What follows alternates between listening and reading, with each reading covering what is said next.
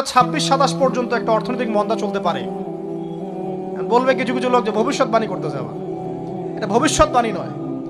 আপনি বর্তমান সম্পর্কে খবর রাখেন না বলেই বর্তমানকে আপনার ভবিষ্যৎ মনে হচ্ছে। যদিও বা বর্তমান প্রেক্ষাপটে একজন মুসলিম ভালো থাকতে পারে না।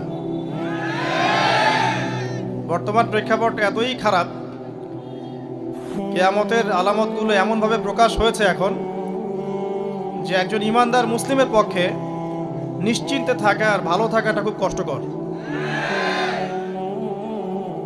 তারপরেও নবী সাল্লাল্লাহু আলাইহি ওয়াসাল্লাম আমাদেরকে দিক নির্দেশনা দিয়েছেন যে যখন ফিতনার যুগ আসবে, ফিতনার যুগ বলতে চতুর্দিক থেকে ফিতনার ফাসাদ।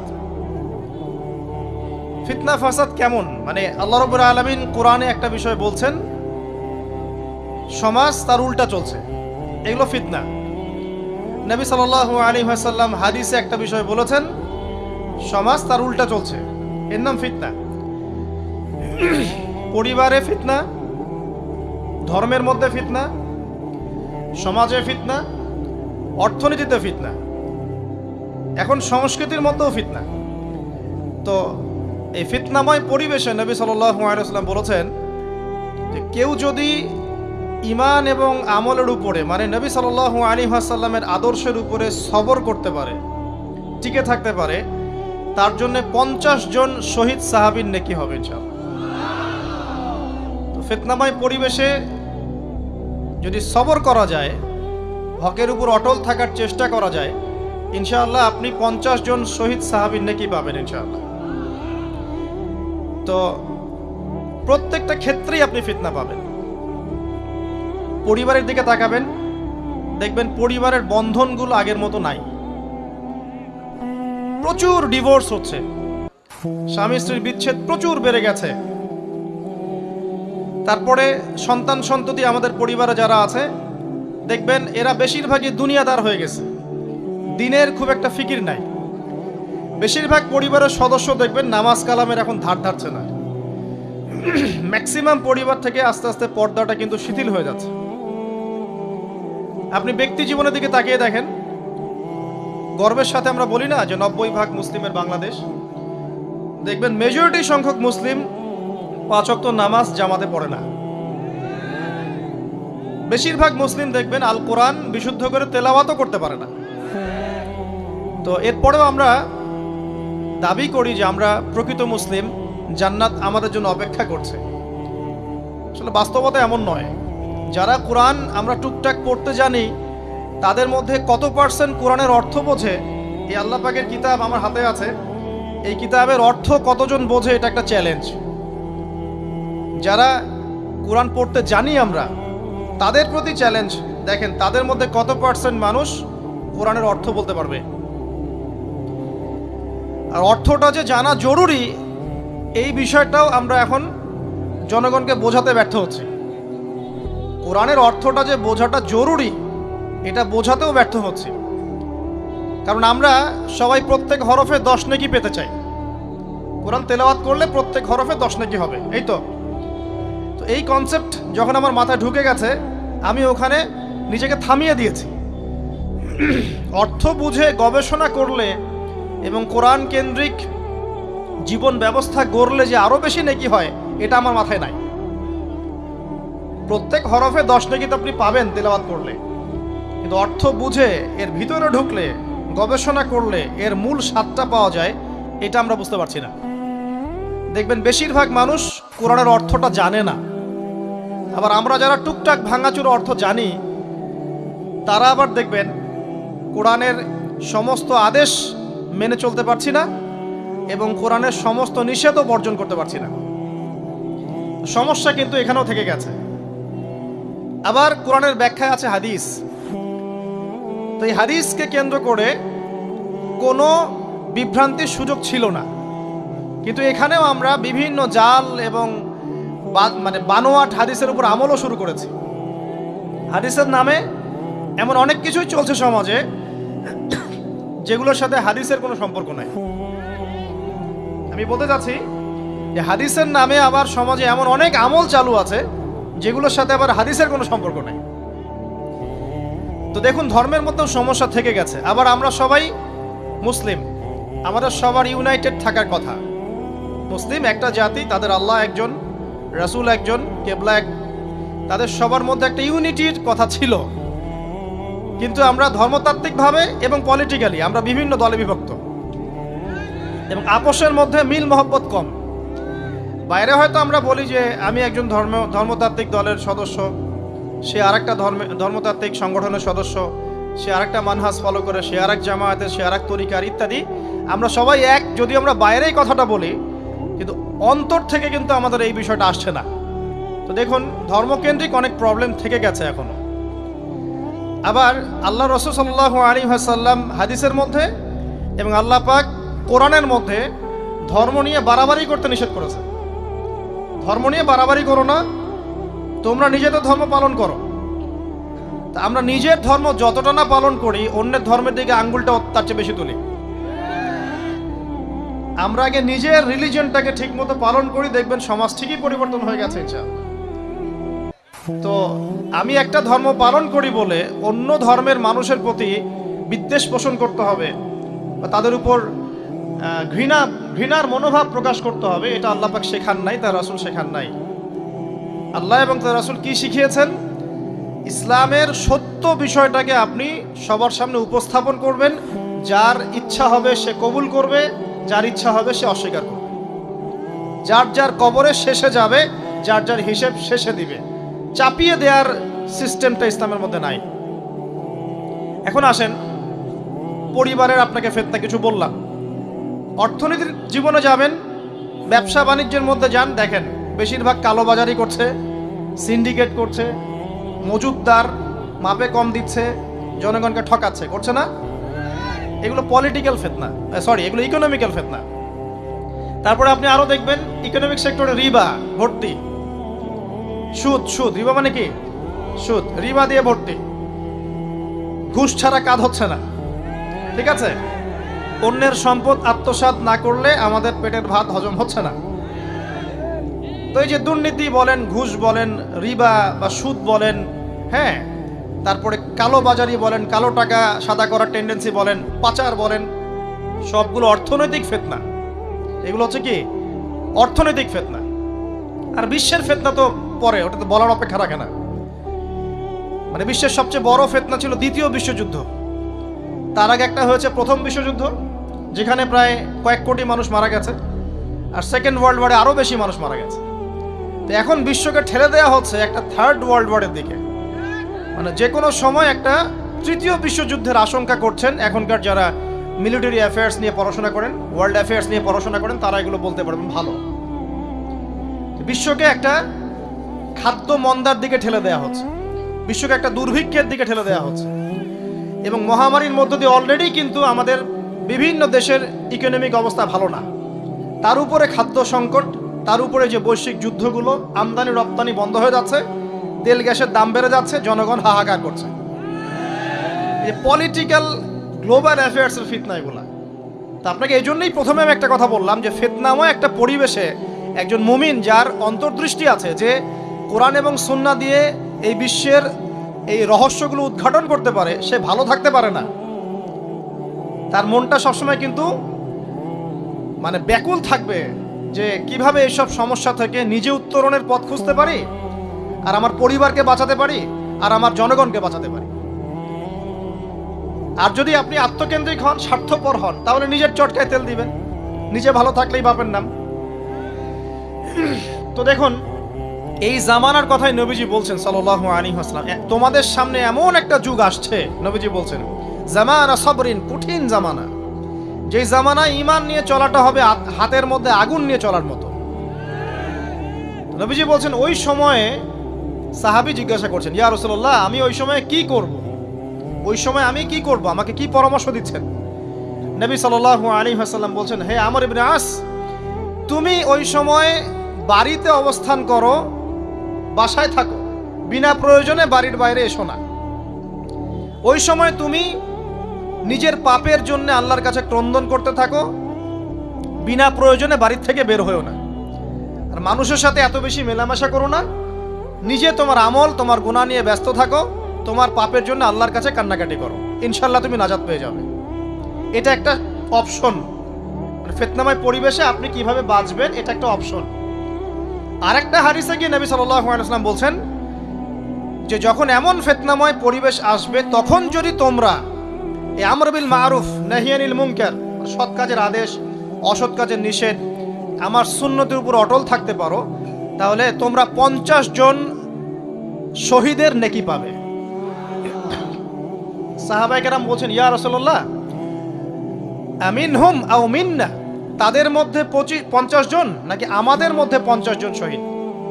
নবী করিম সাল্লাল্লাহু আলাইহি ওয়াসাল্লাম বলছেন, বাল মিনকুম, বরং তোমাদের মধ্যে 50 জন শহীদ। এটা অপশন নাম্বার 2। এক কি বললাম, আপনি নিজেকে নিয়ে ব্যস্ত থাকেন, বাসায় থাকেন, বিনা প্রয়োজনে বাড়ি থেকে বের হবেন না, মানুষের সাথে কম মেলামেশা করেন এবং নিজের পাপের জন্য আল্লাহর কাছে কান্নাকাটি করেন, নিজের আমল নামা নিয়ে ব্যস্ত থাকেন, ইনশাআল্লাহ নাজাত পাবেন। 2 নাম্বার, যদি আপনার কাছে আরও বেশি যোগ্যতা থাকে এবং আপনি আরও বেশি সাহসী হন এবং আপনি উম্মার দেশের জনগণের কল্যাণ কামনা করেন, তাহলে অন্যদেরকেও এই ফিতনাময় পরিবেশে টিকে থাকার ফর্মুলা বলে দেন। এখানে সবর করেন, আমর বিল মারুফ নাহি আনিল মুনকারের কাজ করেন, আল্লাহ পাক আপনাকে ইনশাআল্লাহ 50 জন শহীদ সাহাবী নেকি দিবেন। আরো অপশন আছে। কি অপশন? ওই যে আসহাবুল কাহফ কি করেছিল, একটা ফিতনাময় পরিবেশ থেকে নিজেরা আস্তে করে সরে গিয়েছে। যখন আপনি পরিবেশকে পরিবর্তন করতে আর পারছেন না, দাওয়াত দিয়েও কোনো কাজ হচ্ছে না, মানুষ কথাও শুনছে না, জুলুম নির্যাতন বাড়তেই আছে, টিকে থাকা মুশকিল, তখন তাদের হিসাবের দায়িত্ব আল্লাহর উপর ছেড়ে দেন, আপনি ওখান থেকে ডিসকানেক্টেড হয়ে যান। তো হয়তো আপনার কাছে মনে হচ্ছে না এখন ওই যুগ আসে নাই, কিন্তু আমি আপনাকে বলে দেই যে কোরআন এবং সুন্নাহর চোখ দিয়ে যদি আপনি দেখতে শেখেন এবং বর্তমান বিশ্বের প্রেক্ষাপটটা অ্যানালাইসিস করার যোগ্যতা আপনি অর্জন করেন কোরআন সুন্নাহর চোখ দিয়ে, আপনি বুঝতে পারবেন সেই সময় অনেক আগেই চলে এসেছিল। এখন ফিতনা এবং ফাসাদময় এই পরিবেশে আমরা কি করতে পারি, ছোট স্কেলে, বড় স্কেলে না, ছোট স্কেলে। আমি আজকে বড় বিষয় নিয়ে কথা বলতে আসি না, কারণ আমি চিন্তা করলাম যে আসলে প্রথমে যদি ব্যক্তিকেন্দ্রিক বিষয়টা ঠিক না হয়, বড় বিষয় আলোচনা করে কোনো লাভ নাই। আগে ব্যক্তি যদি ঠিক না হয়, বড় বিষয় আলোচনা করে আসলে কোনো লাভ নাই, আপনারা বুঝবেনও না, মাথার উপর দিয়ে চলে যাবে। এখন গ্লোবাল অ্যাফেয়ার্স নিয়ে কথা বলে খুব একটা ফায়দা নাই আপনাদের। এখন ইকোনমিক পুরো এই সুদভিত্তিক সিস্টেম আপনি চেঞ্জ করতে পারবেন না, এবং পুরো যে তাগুতি ব্যবস্থা আপনি চেঞ্জ করতে পারবেন না। আপনি কি করতে পারবেন? আপনি নিজেকে পরিবর্তন করতে পারবেন, আপনার পরিবারকে পরিবর্তন করতে পারবেন। এতটুকু আপনার পক্ষে এখন পর্যন্ত সহজ, ঠিক না? ঠিক কথা। এটা আপনি এখন করতে পারবেন। তো এটার ফর্মুলা কি? ফর্মুলা ঘাটতে গিয়ে আল্লাহ পাক আমার মাথার মধ্যে একটা হাদিস নিয়ে এসে দিলেন, কারণ আমি বিশ্বাস করি যে আপনারা বলছেন মৌলানা আল্লামা, আমি আসলে এমন কিছু নই, এই কথাগুলো আসলে আমার সাথে যায় না। আমি নিতান্তই একজন ছোট মানুষ এবং তালেবে ইলম, জ্ঞানের পথের পথযাত্রী, আর আমি তালেবে ইলম হয়ে থাকতে চাই। আমি মুফতি নই, আমি মুহাদ্দিস, মুফাসসির বা এই যে শব্দগুলো আপনারা বলছেন, এমন কিছুই নয়। আসলে কিয়ামতের মাঠে আমি জান্নাতে যেতে পারবো কিনা আমি নিজেই জানি না। যখন কোনো মানুষ নিজেকে অনেক বড় মনে করা শুরু করবে, বুঝে নেবেন সেই ইবলিসের আনুগত্য করা শুরু করেছে আর কি। কারণ ইবলিস বলেছিল, আবা ওয়াস্তাকবারা, আমি খলাকতানি মিন নার ওয়া খলাকতাহু মিন তিন, আমাকে সৃষ্টি করেছেন আগুন দিয়ে, আদমকে সৃষ্টি করেছেন মাটি দিয়ে, আমি কেন আদমকে সিজদা করতে যাব? তো এটা ইবলিসের চরিত্র, আবা ওয়াস্তাকবার, সে উদ্ধত হয় এবং অহংকার প্রদর্শন করে। তো আমি মনে করি যে আমি কিছু বলি না, আল্লাহ রাব্বুল আলামিন আমাকে বলার তৌফিক দেন মাত্র, আলহামদুলিল্লাহ। তা আমার মাথায় একটা হাদিস আসছে, সকাল থেকে ঘুরছে। সেটা হচ্ছে, দেখুন, বারা ইবনে আযিব রাদিয়াল্লাহু আনহু থেকে বর্ণিত হাদিসটা আসছে এবং হাদিসটা বিশুদ্ধ। এখান থেকে আমি মূল আলোচনা যাচ্ছি যে একদিন আনসার মানুষদের মধ্যে, আনসার কারা? আমাদের আনসার বাহিনী। আনসার কারা? যারা মুহাজির সাহাবীদেরকে আশ্রয় দিয়েছিল মদিনায়, তাদেরকে কি বলা হয়? আনসার। তাহলে শব্দটা সুন্দর না? তাহলে আমাদের বাহিনীর নামটাও সুন্দর, মাশাআল্লাহ। তো আনসার সাহাবীদের মধ্যে একজন ইন্তেকাল করেছেন, ইন্না লিল্লাহি ওয়া ইন্না ইলাইহি রাজিউন। এখন তাকে দাফন করা হচ্ছে, আর নবী সাল্লাল্লাহু আলাইহি ওয়াসাল্লাম কবরের পাশে চুপ করে বসে পড়লেন। তার বসা দেখা দেখি বাকি সাহাবীরাও তাকে ঘিরে গোল করে বসে পড়লেন। তারা বলছেন আমরা এমন ভাবে এখানে বসেছিলাম যেন আমাদের মাথার উপরে পাখি এসে বসতে পারে, চুপচাপ, কোনো নড়াচড়া নাই। দেখেন রাসূলের সাথে বসার সুন্নত, দেখেন কোরআন এবং হাদিসের মাহফিলে বসার কিন্তু সুন্নত আছে। এখানে বসে দুনিয়াবি এত গল্পগুজব করা যাবে না, এই মোবাইল টোবাইল হাবিজাবি নিয়ে এত ব্যস্ত থাকা যাবে না, দিলের কান দিয়ে শুনতে হবে, ঠিক আছে? আদব আছে, না হলে কথা আপনার উপর তাসির করবে না। তারা এমনভাবে বসেছিলেন যেন মাথার উপরে পাখি বসতে পারে, সুবহানাল্লাহ। এবার নবী করিম সাল্লাল্লাহু আলাইহি ওয়াসাল্লাম বলছেন যে যখন মাইয়েতকে কবরে শোয়ানো হয় তখন সে তাকে দাফন করে যাওয়া ব্যক্তিদের হাঁটার খসখস আওয়াজ শুনতে পায়। এরপরে তাকে যখন শুইয়ে দেওয়া হয়, সে যদি মুমিন ব্যক্তি হয় তাহলে তার মাথার দিকে তার সলাত এসে দাঁড়িয়ে যায়।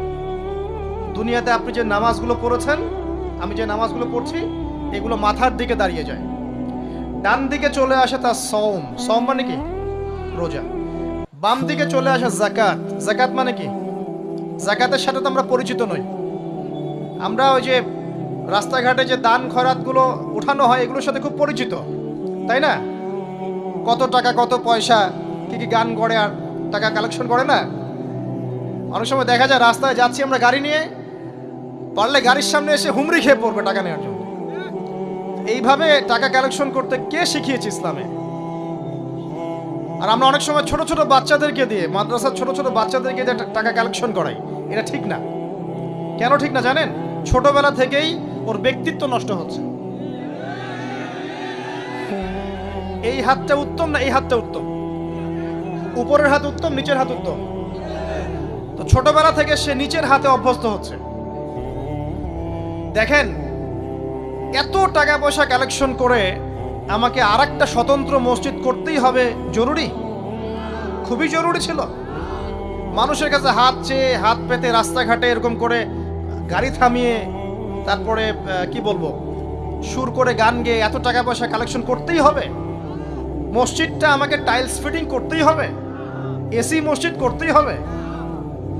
আমরা এমনও মসজিদ রংপুরে দেখেছি 10 বছরেও টাকা কালেকশন শেষ হয়নি। 10 বছর ধরে কালেকশন হচ্ছে। আমি ছোটবেলা থেকে দেখছি কালেকশন হচ্ছে। কি বুঝলেন? তো এগুলো আমাদের ব্যক্তিত্ব নষ্ট করে। মুসলিমরা উপরের হাতের মালিক। সারা বিশ্ব আমরা একসময় চালিয়েছি। এই পশ্চিমা সভ্যতা আমাদেরকে কি শিখায়? সারা বিশ্ব আমরা চালিয়েছি। এই আপনার উমাইয়া খেলাফতের সময়ও কর্ডোভায় আব্দুর রহমানের যে শাসন ছিল, কর্ডোভা, স্পেন, পর্তুগাল, এই পুরো জায়গাগুলো পশ্চিমা বিশ্বের, এগুলো মুসলিমরা শাসন করেছে প্রায় 500-600 বছর। ইতিহাস তো আমরা জানিও না, পড়িও না, ভুলে গেছে। ইতিহাস পড়তে হয়। হিস্ট্রি ঘাটলে দেখবেন রাসূল সাল্লাল্লাহু আলাইহি ওয়াসাল্লামের 23 বছরের নববী যুগ, স্বর্ণযুগ, তারপর আবু বকর সিদ্দিকের খেলাফত, তারপর উমর ইবনুল খাত্তাবের খেলাফত। আবু বকর সিদ্দিকের 2 বছর বা 2.5 বছর, উমর রাদিয়াল্লাহু আনহুর প্রায় 10 বছর, তারপর উসমান রাদিয়াল্লাহু আনহুর 12 বছর, আলী রাদিয়াল্লাহু আনহুর প্রায় 2-2.5 বছর, তারপরে হাসান রাদিয়াল্লাহু আনহু 6 মাস। এরপরে উমাইয়া খেলাফত শুরু হলো মুয়াবিয়া রাদিয়াল্লাহু আনহুর হাতে, প্রায় 20 বছর। উমাইয়ারা শাসন করেছে প্রায় 90 থেকে 100 বছর। তারপর জাব নদীর যুদ্ধে উমাইয়া আব্বাসী ওরা একে অপরের সাথে যুদ্ধ করেছে, করে উমাইয়ারা পরাজিত হয়ে আব্বাসীয়রা ক্ষমতায় গিয়েছে। ক্ষমতায় গিয়ে তারা প্রায় শাসন করেছে প্রায় 550 বছর। এদিকে উমাইয়াদের মধ্যে যারা পরাজিত হয়েছে ওরা চলে গিয়ে কর্ডোভা, আন্দালুসিয়া, ওই দিকে খেলাফত কায়েম করেছে। তারপরে আবার এদিকে ফাতেমি খেলাফত ছিল, উসমানীয় খেলাফত ছিল, তারপরে মিশরে তুলুনি একটা রাজবংশ ছিল, আমাদের সাবকন্টিনেন্টে মোগলরা ছিল, সারা বিশ্বে আমরাই ছিলাম। ইতিহাস তো ভুলে গেছে। তা আমরা সবসময় উপরের হাত ছিলাম, উপরের হাত আমরা দিতাম, মানুষ নিত। আর এখন কি হচ্ছে? আমরা এখানে আমরা চাই, মানুষ দেয়। আর ওরা কি আর এমনি দেয়?